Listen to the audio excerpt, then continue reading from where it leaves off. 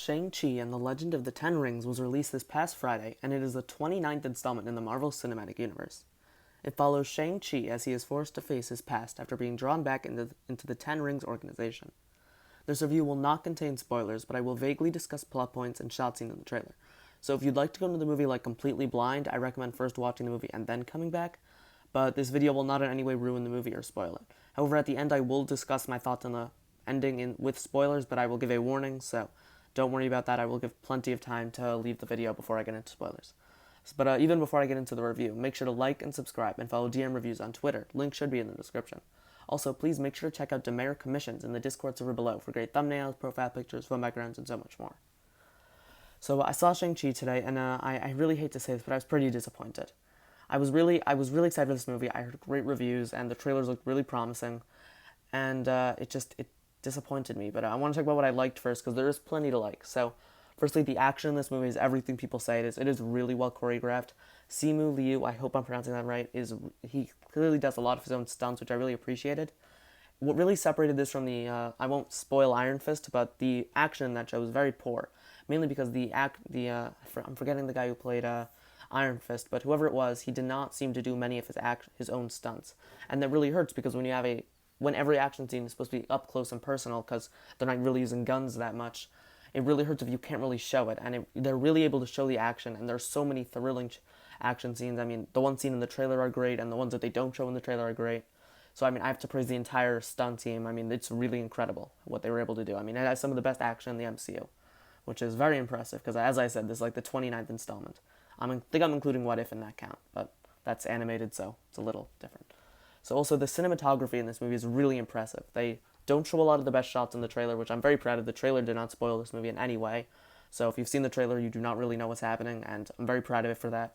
But there's so many beautiful, gorgeous shots in this movie, and the CGI really helps with that, because, I mean, I will talk more about the CGI later, but there's some, like, great creatures that they show, and, I mean, I don't want to spoil some of the great shots, but really, I mean, fantastic work from whoever it was who was in charge of that. So they had a lot of fun side characters and like cameos. Everyone who I discussed is confirmed to be in this movie before the movie came out. So unless you don't really pay attention to that stuff, this will not be a spoiler in terms of they were okay with you knowing this. So Wong is in this movie. He was in the trailers. He's really fun. And then Trevor Slattery from Iron Man 3 makes a return. And he's definitely in this movie more than I thought he'd be, for sure. Like, I thought he'd be in one scene to just dump some exposition, but no, he really is there. And he is so much fun. He has a sidekick, I'll say, and they're really funny, and I love their bond. And the problem is, though, like, they kind of just eventually forget about them, and that kind of bothered me. Like, I was just curious where they went for a while, and that bothers me, because, you know, like, they were easily my favorite part for a while, and it bothers me when you go back to less interesting stuff just to kind of go back to that. So now I'm gonna get into a little bit of negativity, because that's kind of it. I mean, there was some stuff I liked about the end, which I will discuss with the spoilers. But so now I'm just going to get to spoiler-free, but negative stuff. So the movie was unique enough. Like, I've complained about a lot of MCU movies that they don't feel unique. Like, they're not a specific voice, and they're not a specific director's vision.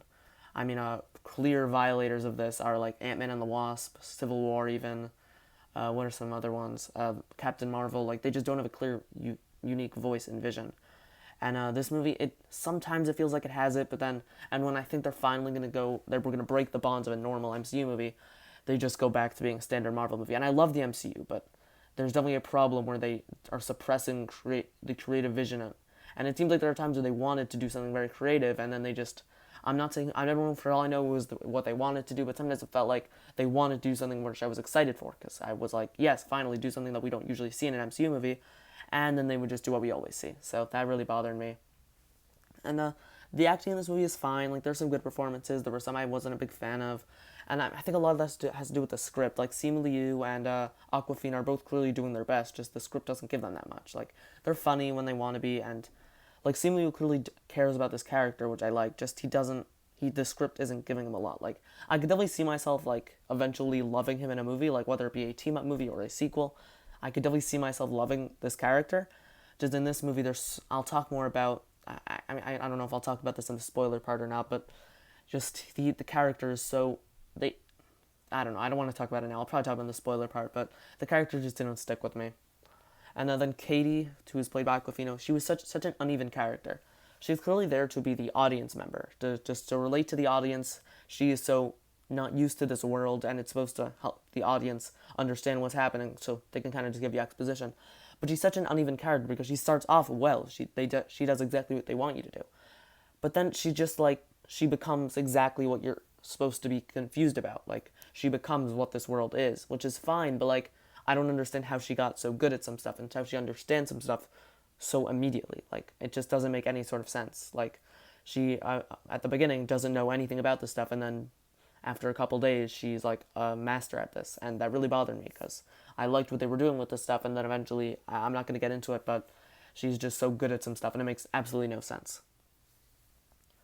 So, I'm going to save that part for the spoiler part. So, the villain in this movie was MCU standard, I'll say, which is terrible. This could have been fixed so easily, and I'm going to talk about that in the spoiler part too, but this villain could have been fixed so easily. Like, the entire movie, I was thinking, okay, hopefully they'll go into this aspect of the villain, and I'll love it. And they just didn't. Like, I know people were upset in Iron Man 3 because the Mandarin was fake, and it felt like even here they didn't use the full potential of the Mandarin. And I don't even read the comics, but I can tell that there's more to this villain than what we got, and I just wish they would actually do that. And they didn't. So I talked about this a bit before, but the CGI in this movie is kind of below par.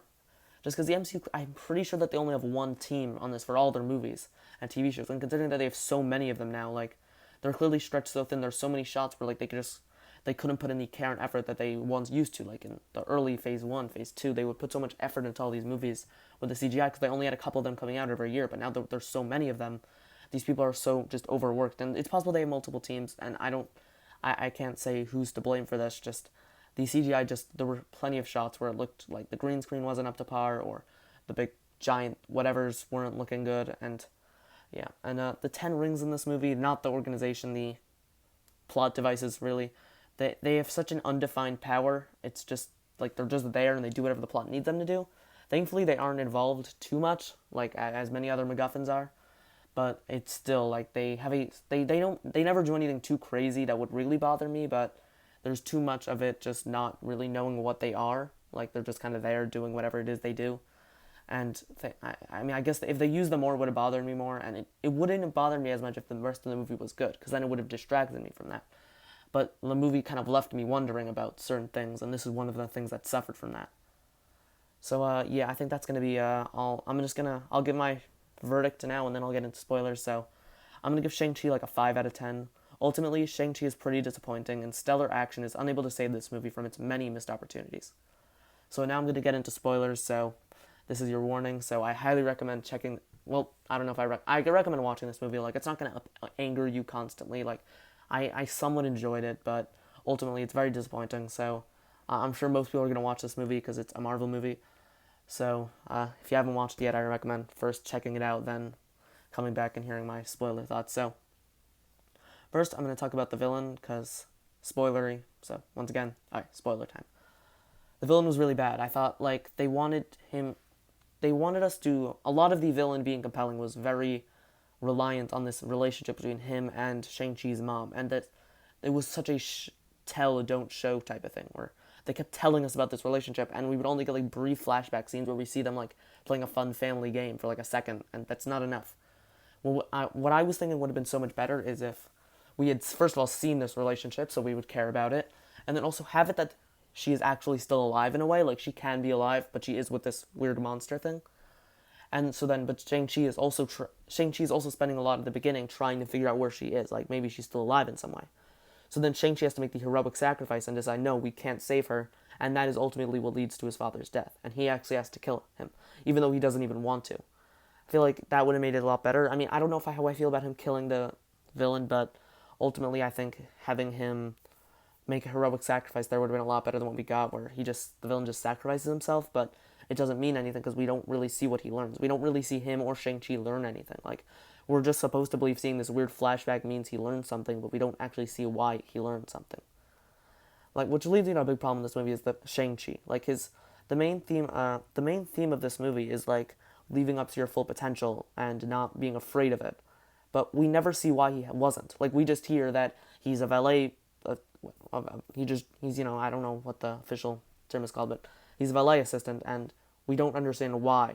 Like, I understand that that's what he does, but why isn't he living up to his full potential now that he's in America? Like, in theory, he can do whatever he wants now. Like, if he goes to school, he should be able to be smart enough. He can actually get a good job, a good life. Why isn't he? Like, we're just told he isn't. Same with Aquafina, like her Katie. We know that she isn't, but you haven't showed us why, so there's no reason to feel bad for them. Because if you gave us a reason why they haven't been, like if Shang-Chi had been spending so much time looking for his mom, and now that's why he hasn't been doing, because he needs a job that doesn't take up too much time, so this is what he has. Then it would make a lot more sense why he's been living up to his full potential, even though that might ruin a bit of the theme, I guess. But if you don't show us why, then this theme doesn't make any sense to me, because it's not actually a problem with Shang-Chi, because you've never explained why he hasn't been living up to his full potential. If you show us why that has been happening, then the scene actually works. It works really well, but you haven't showed us that. Alright, so next. So the sister in this movie, I kind of thought she was okay. The performance did not really do it for me, but that's not really my problem. My problem is that they were going to kill her off, and I got very excited, because not because I didn't like the character, but it would show that Shang-Chi, like, he abandoned his sister, and that actually has consequences, and and then we could spend, like, a sequel with him learning that he has to move past this, and he can't do that again. He has to be there for the people around him. But instead, he saves her because Katie was able to make some. First of all, how did she make that shot? She has like no training. But if I don't know, I feel like they should have definitely killed her off there. I don't know why they didn't. Like, it would have made this movie so much better if she had died there, just to show that there were lasting consequences to his actions, and that he has to learn to be there for the people, which maybe could have been the theme of this movie. Instead of living up to your full potential, maybe it could have been being there for the people around you and not abandoning them, because then you could have done some stuff there, but they didn't. And then also you could have gotten into that with his mom, because he didn't save her, and you could have gotten that route instead of he's not living up to his full potential. But they didn't, and they went with that, and it really didn't work for me. But then at the end credits, oh, and also wait, one more thing. The final fight, these stakes were so unclear in that fight. They had so much exposition to explain it, and they didn't. Like, they kept, are we on Earth here? Like, we just see them going through this magical forest, so we should still be on Earth, but they say that they're saving our reality. So, are we still on Earth? Because, like, in Doctor Strange, when they say that they're saving our reality, they show us exactly what they're saving it from and how they're saving it. Here, we're just like, so if this dragon thing wins, what's going to happen next? Like, can it just fly to Earth? In which case, why don't they notify anybody else about this? Like, why can't Wong come in and help? Like, if you have to explain to us where we are and what the stakes are, because I never felt anything, because I knew, well, first of all, obviously I know that the dragon's not going to win, but just disregarding that, because that's with any movie, what would have happened if the dragon won? I couldn't tell you. Like, is this dragon going to kill everybody now? Like, even if you say it's this powerful, and I can buy into it being powerful, you have to explain to me how it's going to get to Earth, or is it on Earth already? Because you're making it seem like it isn't. So you have to explain to me where it is now and how it's going to hurt other people. And by not doing that, it takes any interest I would have in the final fight out of it, which I already wouldn't have had that much because I didn't care that much about the characters. So yeah, the final fight really was a letdown for me. It was just a big CGI mess when I would rather a much personal confrontation between Shang-Chi and Wenwu. When in reality, he should have been the true villain of the final fight too, but instead they made it the weird, stupid dragon, which really bothered me. So now the end credit scenes, I actually really like them. I love that Bruce Banner is now Bruce Banner again and not the Smart Hulk, because I'm happy to make a video about this if you want it. Make sure to comment below, but I really think a solo Hulk movie is necessary. I know that there's a problem with Universal, but I think there's so much potential there with how Bruce must feel so much guilt for what he does as the Hulk. And I think you kind of ruin all that, because, like, where do you go with the character if he's Smart Hulk? But now if he's going, maybe that was only temporary, now he's once again Bruce Banner and the Hulk, like the bad Hulk, the one who's going to kill everything. Now I think there's a lot of intrigue there, but I like the end credit scenes. I don't really know what it's setting up. I guess we'll get a Shang-Chi sequel in Phase 5, which I'm okay with. Like, I could eventually see myself enjoying a Shang-Chi movie. Like, I could eventually see myself buying into him as a hero. Just this one did not do it for me. So make sure to comment what you thought of this movie and what you would think of a potential sequel and where you would want that to go.